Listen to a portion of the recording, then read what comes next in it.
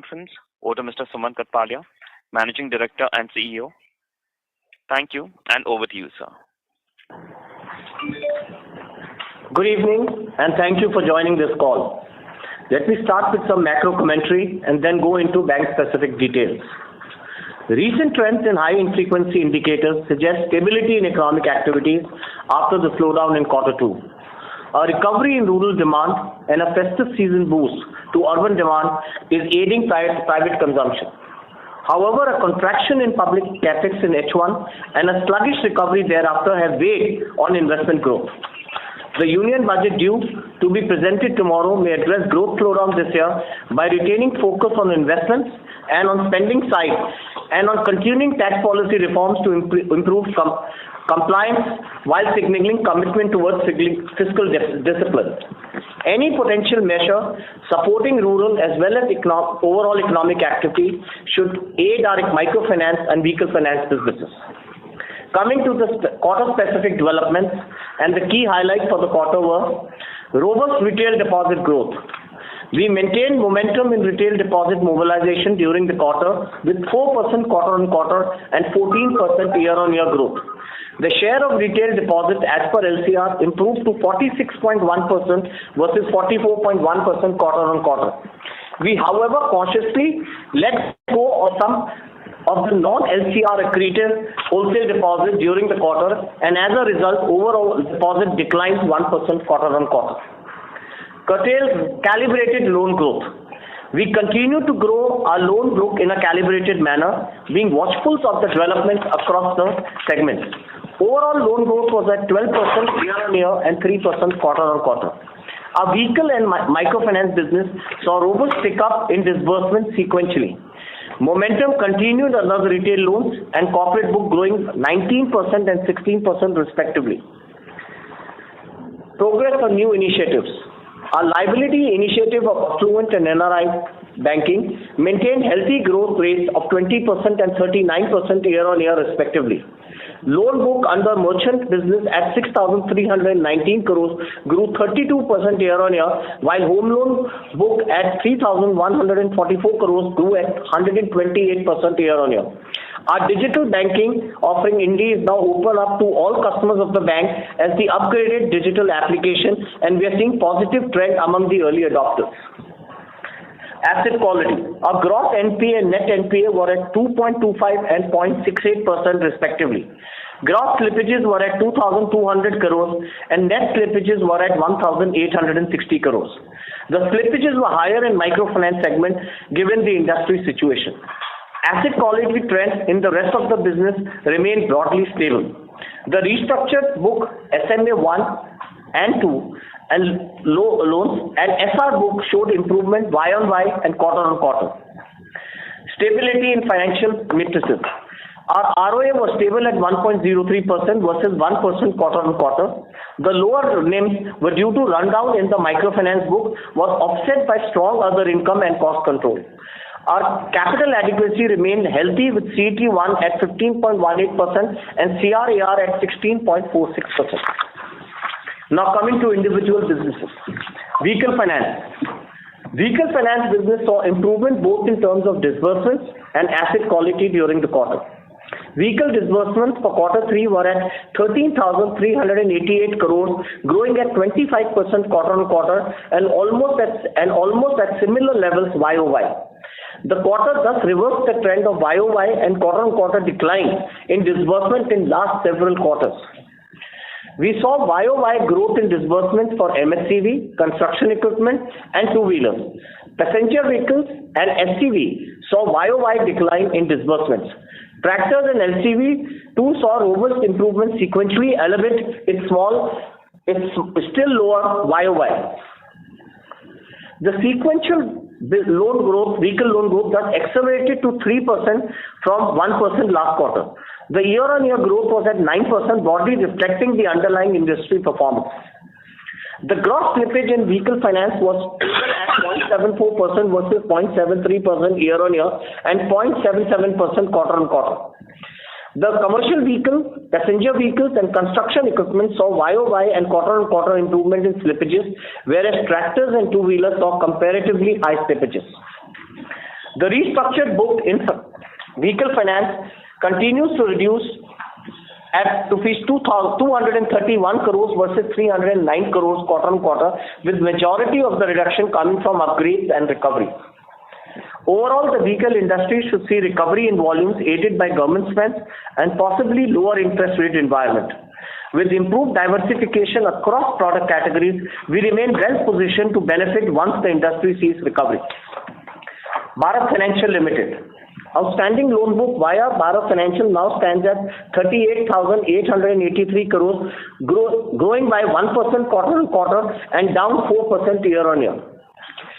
The microfinance segment witnessed sequential improvement in disbursement driven by pent-up demand as well as improving eligibility of centers as well as customers. The disbursement of rupees 9,200 crores were largely in line with the repayment and thus arresting a sharp drop in the loan book witnessed since March 24. We remain cautious on the growth with disbursement well below our historical run rate as well as customer eligibility. Geographically, amongst the key states, portfolio grew sequentially in Maharashtra and Orissa, whereas degrew in Karnataka and Uttar Pradesh. The 30 to 90 book was stable at 4% versus 4.1% quarter on quarter. We have provided a few additional disclosures in microfinance covering disbursement as well as asset quality indicators. The disbursements are concentrated towards vintage customers and centers.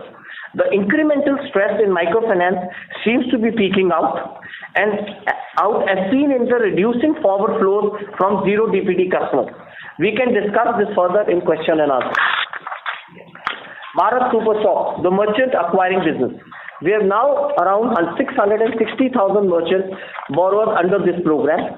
Our merchant loan book at 6,319 crores grew by 32% year on year and 9% quarter on quarter. The share of non-MFI book improved to 16% versus 12% year on year. Total liabilities sourced through Bharat Financial now stands at rupees 2,610 crores with 19 million SAF and RD accounts. Gross slippages from Bharat Financial increased to 695 crores during the quarter. We remain committed to the business with investments in technology and analytics as well as human resources, adding around 10,000 more employees during the last 1 year in Bharat Financial. Overall, while incremental stress formation is showing early signs of stability, we continue to be cautious on the microfinance segment. We are also watchful of implications from the new MFIN guidelines once they get implemented. Nevertheless, we continue to believe in our approach of focusing on 1. Funding requirements of vintage customers and centers, 2. Being conservative on overall customer indebtedness, 3. Investing in collection infrastructure, 4. Continued diversification of the loan book. Corporate bank. The corporate bank loan book growth was healthy at 16% year on year and 2% quarter on quarter. Within corporates, large corporates grew by 14% year on year, mid and small corporates grew by 18% year on year each. Sectors which saw growth during the quarter include petrochemical, food processing and NBFC.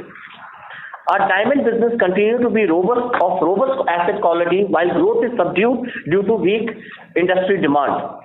The portion of A and above rated customers has been at 79% versus 77% year on year, with weighted risk average risk improving to 2.47 versus 2.54 year on year. Gross slippages in the corporate book were at rupees 281 crores, mainly contributed by one restructured real estate account, which passed the DCCO deadline. The 9-month financial year 25 annual slippages remained low and was stable at 0.39% versus 0.57% YOY. Our SMA1 and SMA book collectively stands at 20 basis points. Looking ahead, we continue to focus on building a granular and diversified corporate bank franchise, leveraging on selected areas of competitive advantage. Other retail assets.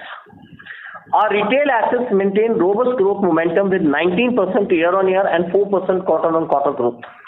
MSME book under business banking is at 17,769 crores, grew by 12% year on year.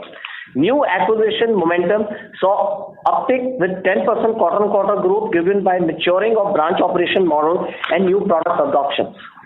80% of the new to bank customers are from granular less than 2 crore segment catered via a fully enabled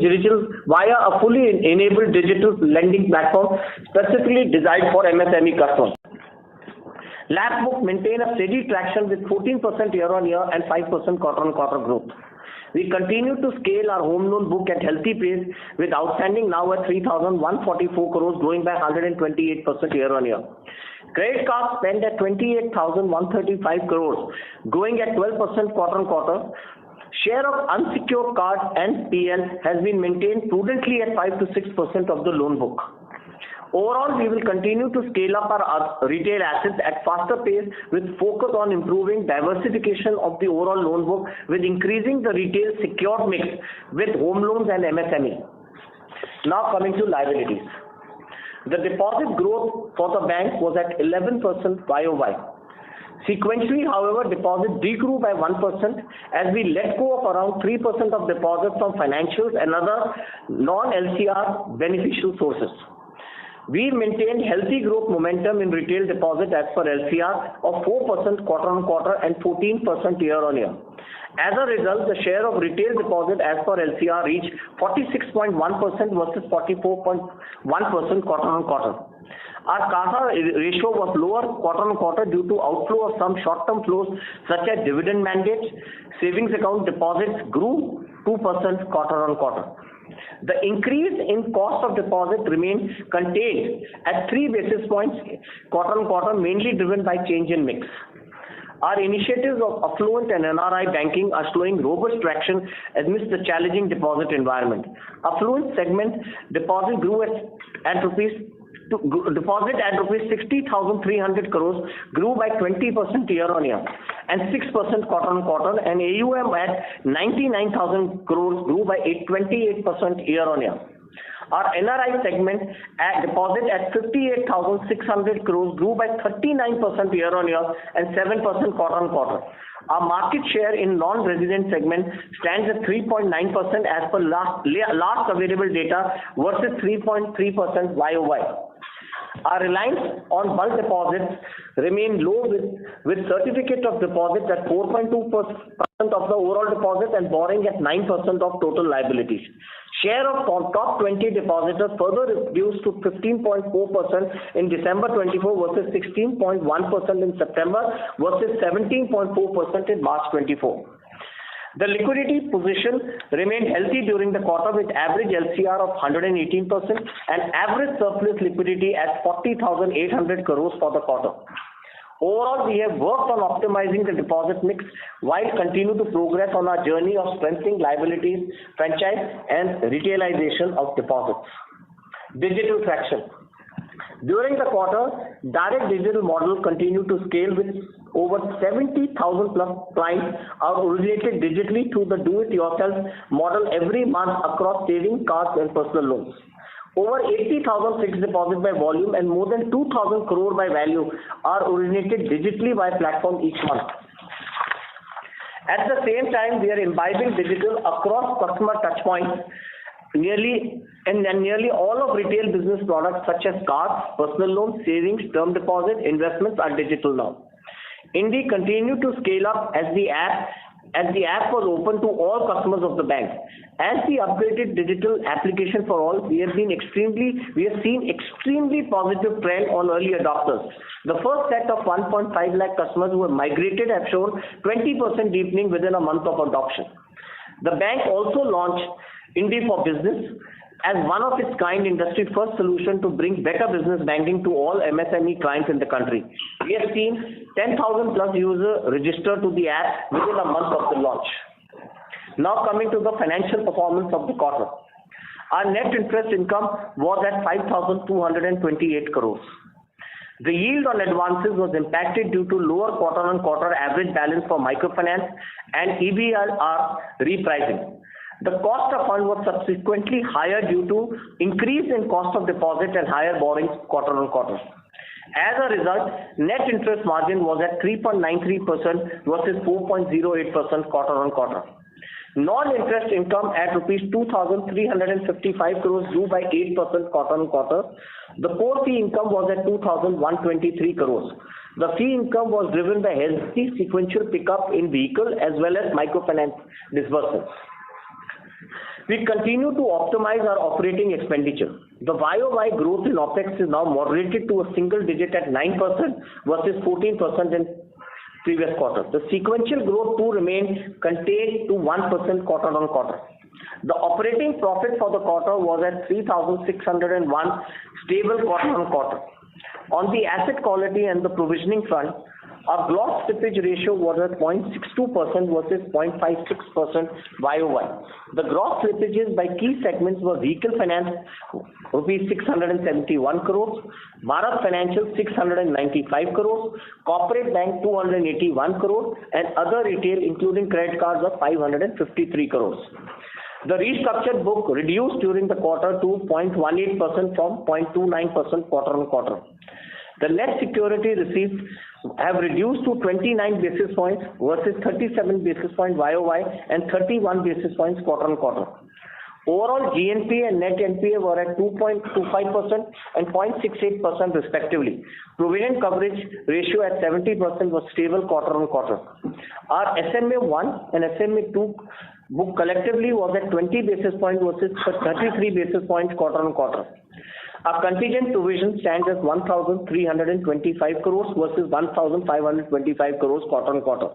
We wrote off 344 crores of microfinance versus 73 crores quarter-on-quarter. We also had a corporate account slippage from a restructured book. The contingent provision were utilized largely towards that. The total loan related provision were at 2.4% of loans or 105% of gross NPAs. Profit after tax for the quarter were at 1,402 crores, grew by 5% quarter-on-quarter. Return ratio saw marginal improvement sequentially with ROA and ROE at 1.03% and 8.5% respectively. We continue to use our capital efficiently. Our capital adequacy ratio remains healthy with CET1 at 15.18% and overall CRAR at 16.46%. Overall, if I may summarize, we remain cautious on microfinance segment. While the slippages may get elevated for another quarter, our customer base is showing early signs of stability, which should start reflecting from Q1 onwards. Growth has resumed in our core domains and retail loan shares should start picking up again. The retail deposit momentum remains apace to fund the loan growth. Operating expenses are now well contained and the retail loan growth should start reflecting in operating leverage playing out. The pre-provision operating margins remain healthy to absorb incremental stress in microfinance. Asset quality outside microfinance has been robust, including in vehicle finance segment. The capital adequacy levels are healthy even after considering current microfinance stress, evolving regulatory requirements and the bank growth conditions. With this, we can open the floor for question and answers. Thank you very much. We will now begin with the question and answer session. Anyone who wishes to ask a question may press star and 1 on their touchtone telephone. If you wish to remove yourself from the question queue, you may press star and 2. Participants are requested to use handsets while asking a question. Ladies and gentlemen, we will wait for a moment while the question queue assembles. Participants, you may press star and 1 to ask a question. The first question is from the line of Kunal Shah from Citigroup. Please go ahead. Yeah, thanks for taking the question. So sorry, I just missed out in terms of the utilization of the contingency buffer. Was that towards the corporate account or it was towards the MFI? So 160 was towards the MFI and 40 crores was towards the corporate account. Oh, only 40 crores towards the corporate account and 160 towards this. So maybe going forward, as you mentioned, slippages might remain elevated in 4Q as well. If you can just broadly, maybe there are various cuts which have been given. There are additional disclosures on the MFI front.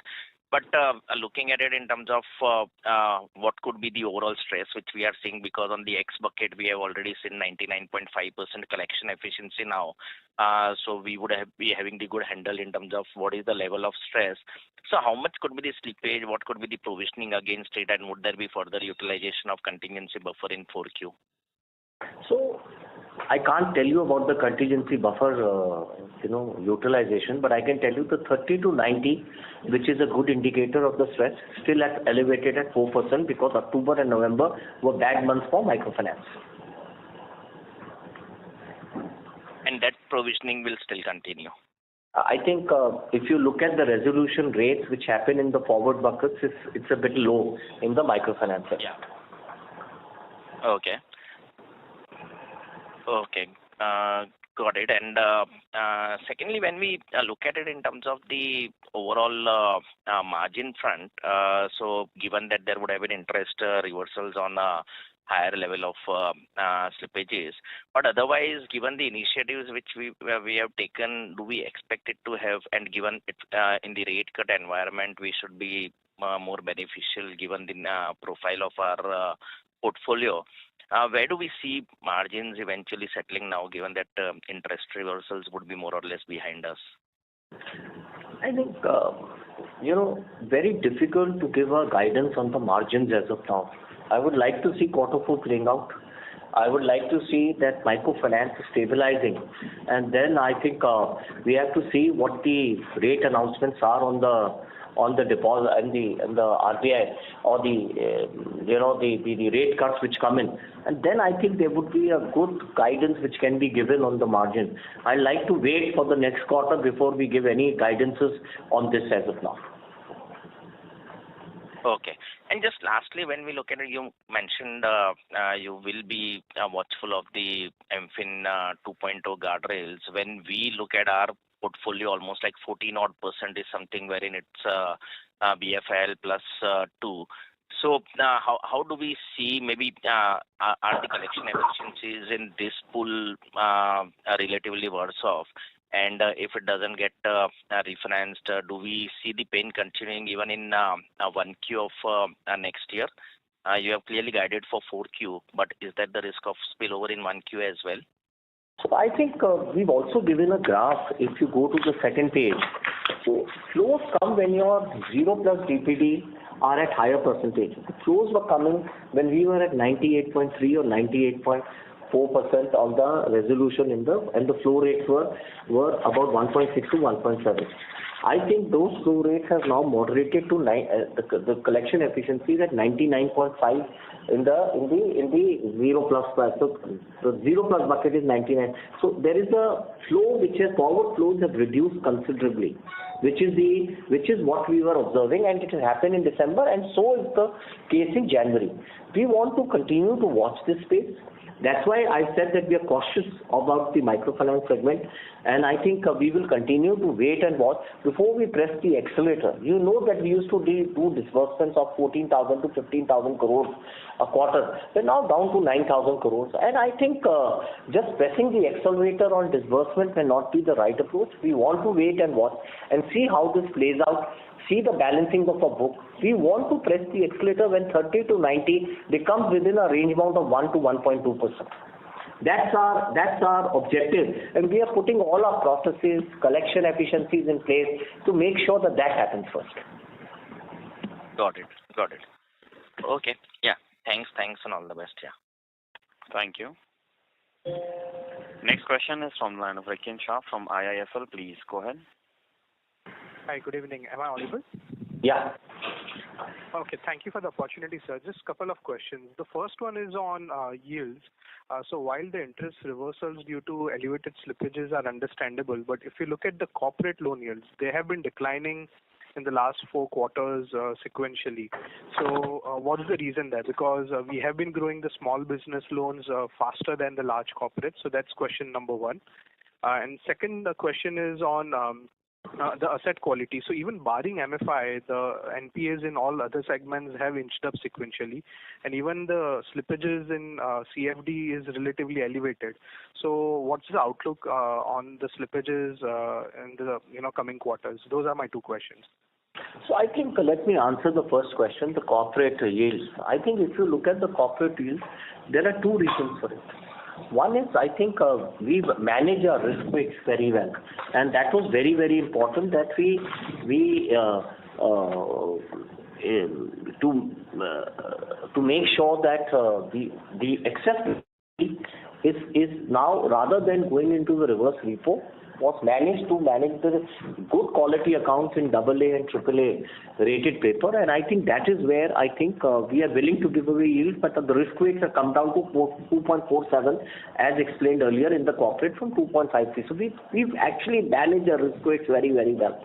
The second reason for that is, I think the EBLR repricing has happened on the loan. So a lot of these corporate bank loans are floating rate loans. They're not fixed rate loans. And I think the EBLR repricing, where it's linked to external benchmark rates, have got repriced. The second part of your question was on how do you see the flows, and I think it's too early to comment. Like I said, I've told you that our vehicle finance has gone through the most turbulent period, and in good times gives you 110 to 120 basis points of credit cost, and in bad times gives you 130 to 140 basis points of credit cost. So I think while the gross flows may look elevated, but I think the recovery in the vehicle finance book is very fast, and that is where I believe that the vehicle finance is a good book which manages, is range bound in the cost. I think the other retail which has seen the flow is mainly because of the credit card business. And when you see the elevated flow, it all comes from credit card, and the credit card flows are at a higher level right now. And I think they are, the industry is going through a stress in the unsecured business. And I think the good part is they are now moderating. We've seen stability of flows, forward flows now, and I think in the next 2 quarters you should start seeing a reduction in the flows from the other retail book also. On microfinance, I will continue to say that we have to continue to watch this space. The explanation which we gave to Kunal stands here also. I continue to believe that the forward flows have now looking better, but I think we still have to be conservative and cautious about this space, and I think we will continue to be conservative and cautious about this space.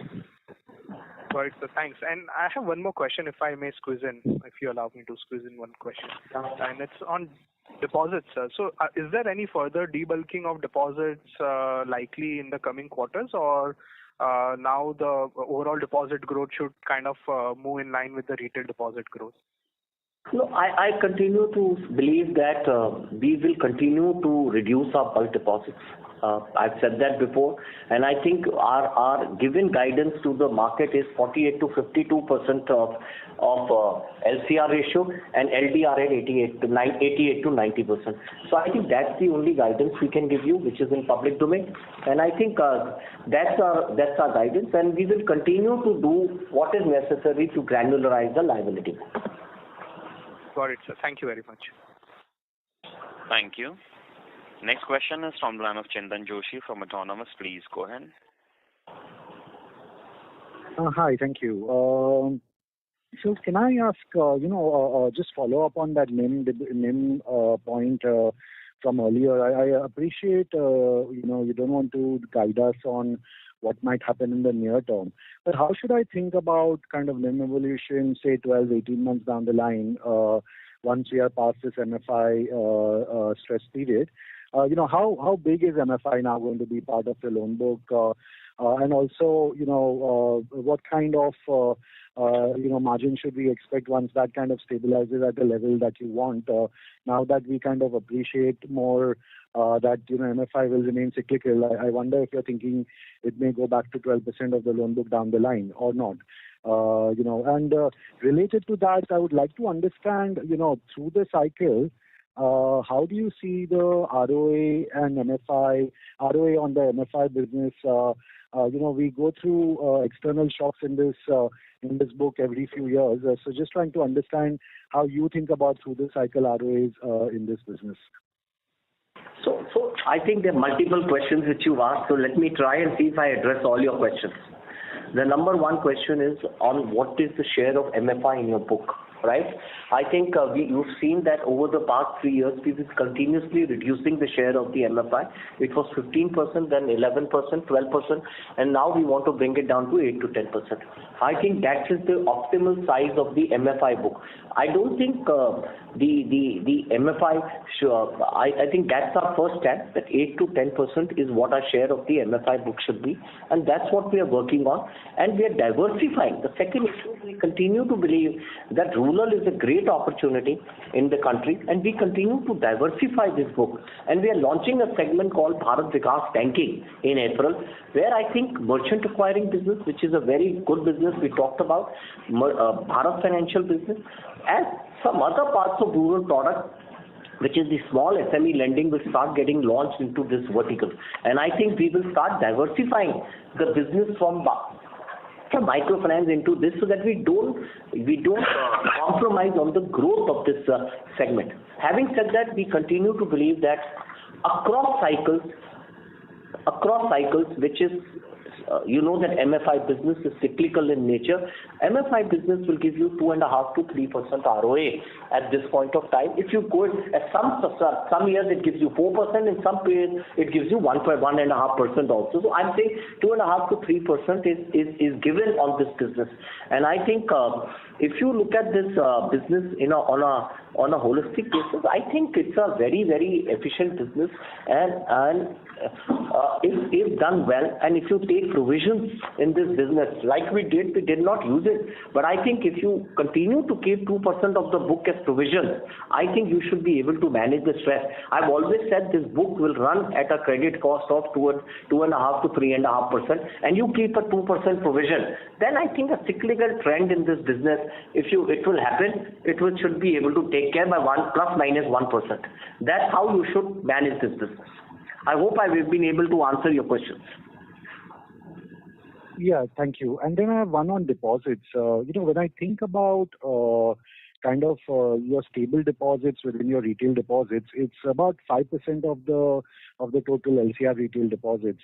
Why is that number that low? If I think about your branch franchise in a number of tier 2, tier 3 cities, tier 4 cities, that granularity should be higher, but somehow that stable deposit number is a little low. I'm just wondering how that can be improved.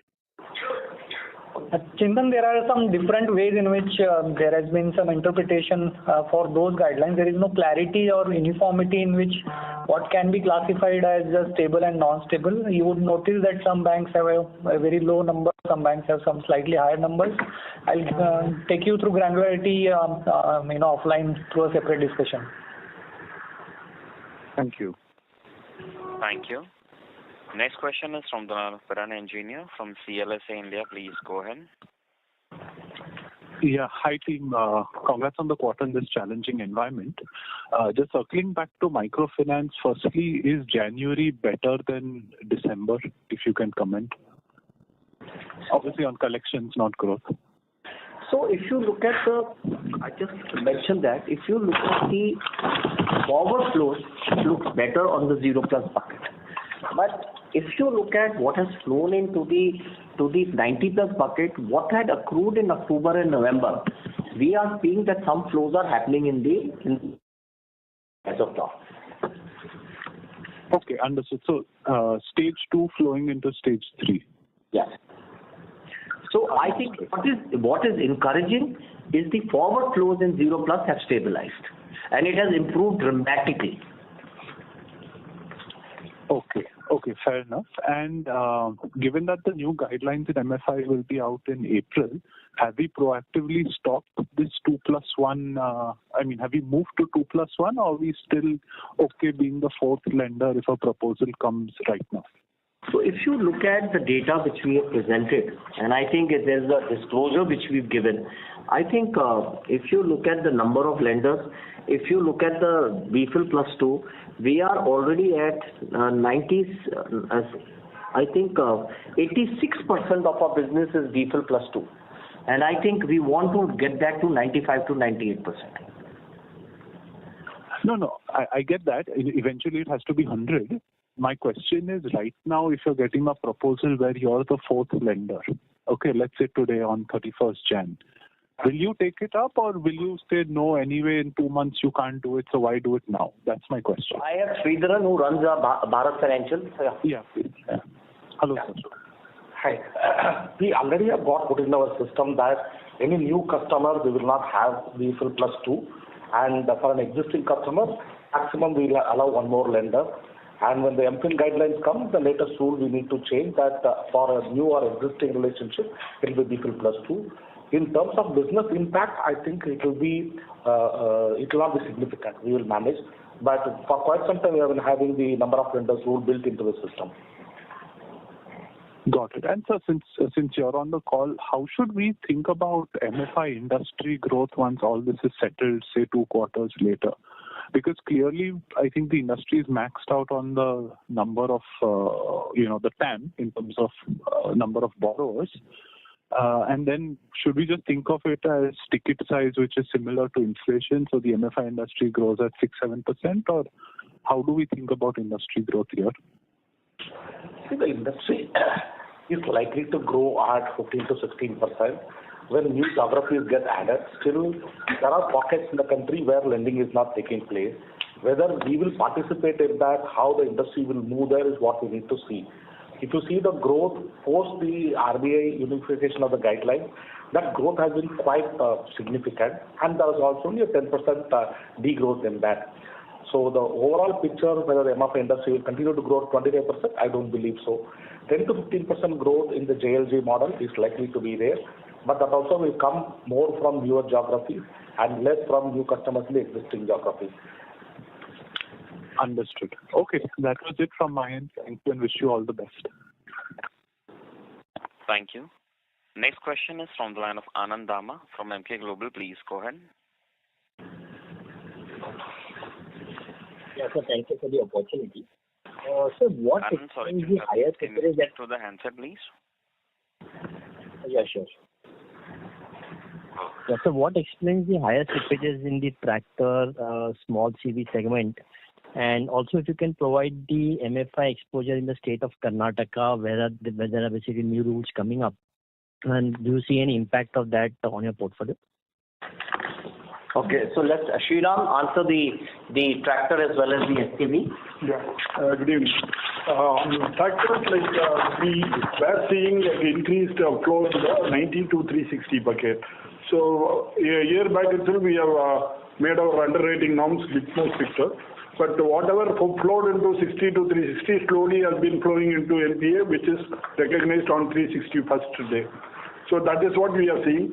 I mean, with the better underwriting norms, I think after 3 or 4 months, the slippages should slow down quite a lot. The next 3-4 months, there will be increased slippage in tractors. Having said that, we are operating at 15 plus 2% other income on tractors, which should more or less compensate for that one. And the priority sector lending targets are very high for the entire industry. So we will have to be there in the tractor industry. And on small commercial vehicle, yeah, again, the interest rates are around 18%. So there will be an increased slippage. But this is generally the quarter wherein the slippages come down in Q4. So we are expecting the slippages to be arrested in this quarter itself. Thank you. On the Karnataka, I think we have 13% of our microfinance book in Karnataka. 1% of that book is in active districts, which is there. We have degrown this book by about 4% quarter on quarter. But do you see any early signs of stress building up over there because of these new laws coming in? I think the collection efficiency in the Karnataka is down by 1%. That's the early stress. Okay. Do you see that coming down further with the law coming up and collections being restricted? So this is Sridharan. The law we are talking about, we are not very sure. We don't have clear visibility. As far as the latest discussion with the government is concerned, the government says that wherever there are regulated entities, the regulations will take care. They will not pass any law impacting them. They will come very heavily on the unregulated entities. The proposed law may impose certain conditions on outsourcing collection activity or in ensuring that the customer protection standards are fully met, which are already part of the regulation. So we are still not sure what are the new regulation, ordinance, law that is being talked about. We are watching the space. Initially, there was some amount of discomfort. Now I think things are slightly settling down in terms of the legislation or the ordinance front, but the space is to be watched. As far as the stress is concerned, I think it's in a manageable space, maybe about 100 basis point reduction in the collection efficiency in a few pockets. I think it's manageable. Sure. And lastly, any outlook on the gems and jewelry portfolio? Are you seeing any early signs of stress over there? So we don't have any SMA 1, 2 or any SMA account on the gems and jewelry. Our book has not grown. You are aware of it. And we do working capital finance, and we've not seen any stress building up in this book. That's good to hear. Thanks so much. Thank you. Next question is from the line of Abhishek Murarka from HSBC. Please go ahead. Yeah, hi. Thank you. I have two questions. One for Mr. Sridharan, just to clarify, and one to Mr. Sriram. On MFI, for the BFL plus 3 customers, existing customers, are you giving repeat loans for the moment, or are they also not getting repeat loans? And in the quarter, out of the 1,700 odd crore provisions, how much provision have you made for MFI? Is it around 550 crores, give or take? We disclose the... Back to the question on vehicles. So I think the specific question on provision, Indrajit will give you the breakup. As far as the number of lenders are concerned, as of now, we give loans only on a very, very selective basis to customers. So an existing customer having 3 other lenders, if there is an ability, because if you know, our overall limit is the lowest in the industry. We still do not lend more than 1.25 lakh industry exposure. So we are very selective in lending, and the proportion of loans going to good customers in that segment also is low. Once the MFI regulations come, obviously, we will not be lending to that customer. The entire industry will move to lender plus 2 now. Okay, but as of now, they are getting, if they are a good customer, they are getting a repeat loan. As how they are, because that is part of the program. We have not stopped, but that's very small number. It's not a substantial or significant number. And in terms of provisioning, we don't share business-wise provisions. So we have given you slippages. Different businesses have their own provision coverage ratios, which we try to maintain. Bank as a whole, you would have seen, we have maintained 70% PCR. BU level net NP as well as provisions, we don't share. Okay, no worries. And on vehicles, 4Q is generally quite strong for disbursements as well as for, recovery, etc. So asset quality. Do you see that kind of trend, or this 13,000 odd crore of disbursement in the quarter, that was just a bit of an aberration, and the segment is still going through a bit of consolidation, so it will come down. So just some commentary on growth and asset quality in the next maybe 3 to 6 months there would help. Q3 was good, and the growth rate of vehicles, if you see the retail growth rate has been in single digits, except for two-wheeler. So not much is expected in the Q4 also. It will be in the similar line. And commercial vehicle is expected to grow only with the GDP. Unless the GDP grows heavily over 6%, there may not be much of a growth in commercial vehicle segment. Gone are those days when commercial vehicle was the trendsetter. Now more or less people buy with the work order only. So it will be, as and when the GDP increases, there will be growth in commercial vehicle sector. So more or less in the next quarter, I think we are hoping for a similar numbers, by around 13,500 crores. And asset quality there? Again, Q4 is one of the best quarters, so we are keeping our fingers crossed. Done. Only very quick question on MFI. How's the disbursement trending? Given that, forward flows have improved, the data that you shared, is disbursement going to pick up? And versus Q3, is it going to be higher? Or maybe Jan, what's the run rate? Some indication there would help. So I think, like I said, we want to be cautious about the disbursements. and I think we continue to remain a cautious trend. I think what is more important, I think focus on your good customers and your good centers. And that is where 85 to 88% of our disbursement should be targeted. That's our philosophy. I think we are not looking at any number. I think what is important is to make sure that we service our customers well, and we are in centers which are performing well and do the disbursements there. Right. But Sumant, just QOQ it should improve, right? Given that there is an improvement in the zero DPD bucket, etc. Yes, it should, but I don't want to give any number as of now, because I want to continue to watch this space, how the Karnataka develops, how does it pass on to another state, how does UP behave. So I don't want to give any numbers or projection of the MFI business as of now. Fair enough. Thank you so much. Thank you. Thank you. Next question is from the line of Hardik Shah from ICICI Securities. Please go ahead. Yeah, hi, good evening, sir. Sir, just a few questions. First, on MFI or BFIL, do we also cross-sell any two-wheeler or personal loan or small CV to these customers? And if yes, what would be the exposure? So I think we don't do any CV personal loans on this segment. It's already an unsecured segment. So we don't do any unsecured exposure on this segment any further. We did try a scooter loan.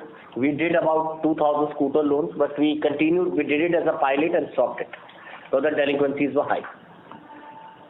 Right. So there is no other exposure, right? I mean, there is no other retail product or any other. We don't believe that we can do any other cross sell into the except liabilities, which is we talked about 2,600 crores of book. Right. Sure. Secondly, sir, if you can also highlight the net NPA in MFI, right? That will help give us some direction in terms of the additional provisioning needed. You have a gross NPA of 2,400 crores. And if you can sort of quantify what is the PCR here or what is the net NPA here? So you know that our PCR overall is 70%. Like Indrajit said, we don't give product-specific NPAs on provision. So I think that is not something we give it in public domain. But I can tell you that we will be well provided and well covered. Sure. And lastly, Sumant, if I look at the contingent provisions that we have right now, that is roughly around 4% of the MFI loans. And you have said that, SMA 1 plus 2 is around 4%. So are we sort of done in terms of whatever additional slippages that come through in fourth quarter, you will be providing those? But we may be, we may continue to carry this contingent provisions going ahead in FY26. Is that the way to think about this, or you would keep there would be some change in this contingent stock? I think it's too early to comment on whether we will use contingent. I've always said the bank should be adequately covered, and we will always be conservative on provisions and to make sure that we have enough coverage to take care of any eventuality in our highly volatile businesses, for example, microfinance. I've always said that. I also feel that we also want to be prepared for the ECL part of the business. So I think given these two scenarios, we continue to believe that the bank should carry enough contingent provision to take care as they move forward. What it will be and whether we will use anything, I think it's very too early. We will see how the flows happen in the MFI, how the business goes, and then we will take a call. Sure, sir. And lastly, sir, I think there was an exit of CFO, and if you can, we have already disclosed that. If you can comment on any other attrition that you are seeing at the senior level, or if you want to sort of comment on that thing.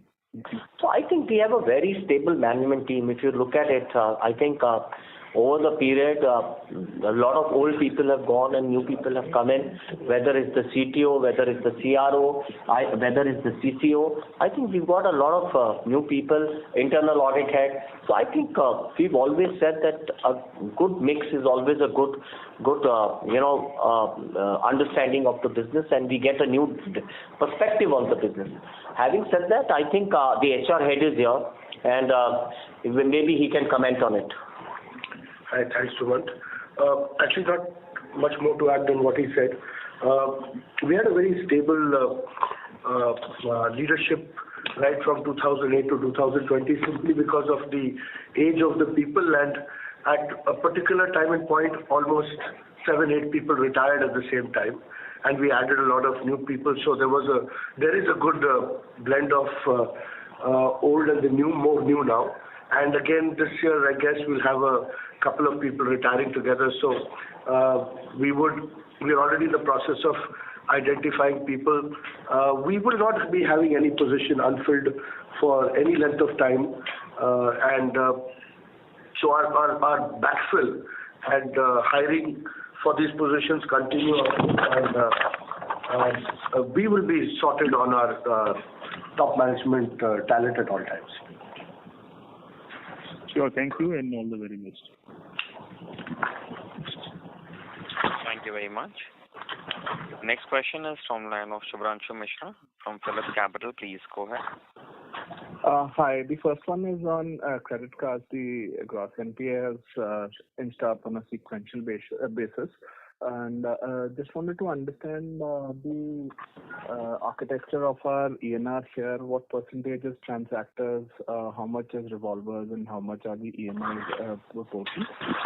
If we can speak about the number of credit card customers who have 2 or more credit cards, 3+ credit cards, and 4+ credit cards.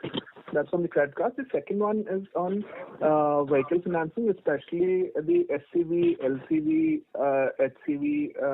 There's been commentary around asset quality rip-off and slowdown here.